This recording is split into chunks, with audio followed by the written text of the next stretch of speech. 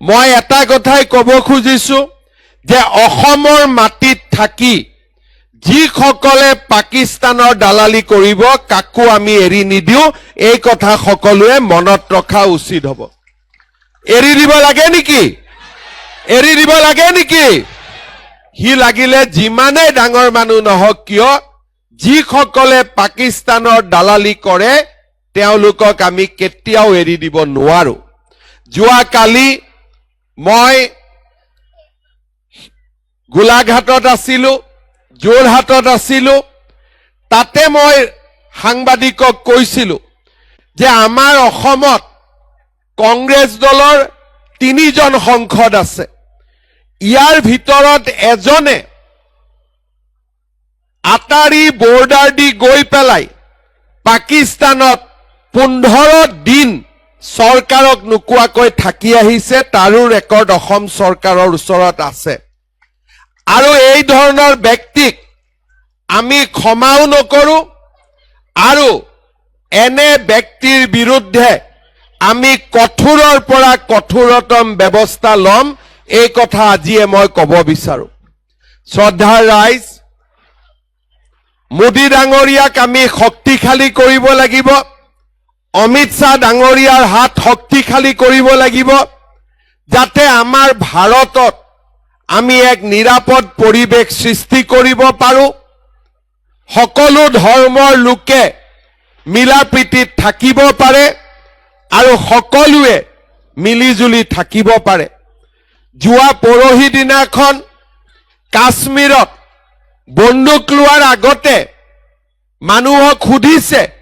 যে তোৰ ধৰ্ম কি আগতে কেতিয়াও সন্ত্ৰাসবাদীয়ে ধৰ্ম বিচাৰ কৰি মানুহক মৰা নাছিলে প্ৰথমবাৰ আমি দেখিছো যে কোনোবাই যদি কৈছে মই হিন্দু নিজৰ পত্নীৰ আগতে গিৰিয়েকক গুলি মাৰি হত্যা কৰা হৈছে আপোনালোকে একেদিন টিভিত দেখি আছে কি হিন্দু হোৱাটো দুখৰ কথা হ'ব পাৰে নেকি আজি ভাৰতবৰ্ষত 5000 বছৰৰ পৰা হিন্দু আছে চন্দ্ৰ সূৰ্য থকালৈকে হিন্দু থাকিব এই হৈছে সত্য আৰু চিৰন্তন সত্য আজি আমি যদি সন্ত্ৰাসবাদৰ ভয়ত কাশ্মীৰ যাব নোৱাৰো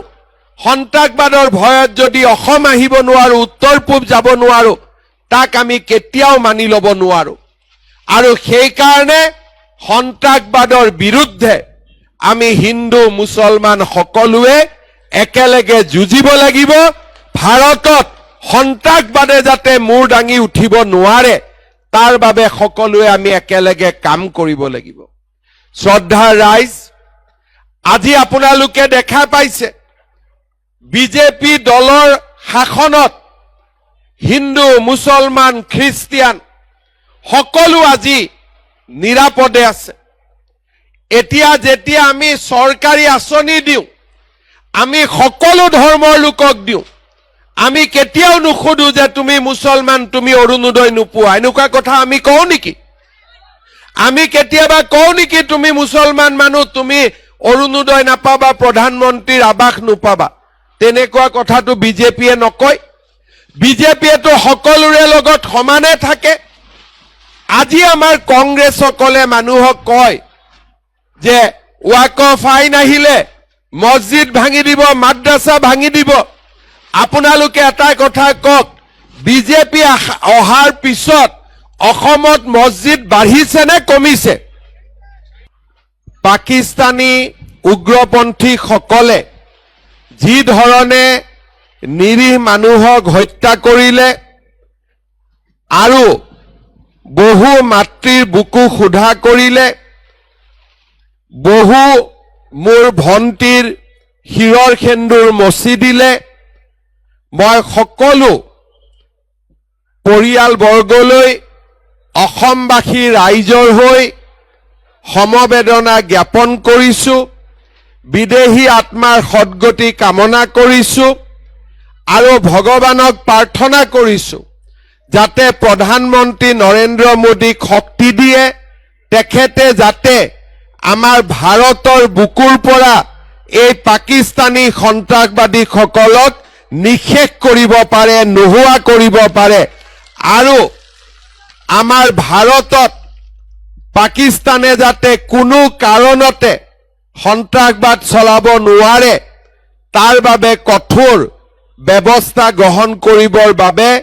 মোদী ডাঙৰীয়াক যাতে শক্তি দিয়ে। তাৰ লগে লগে মই প্ৰধানমন্ত্ৰী ডাঙৰীয়াক আহ্বান জনাম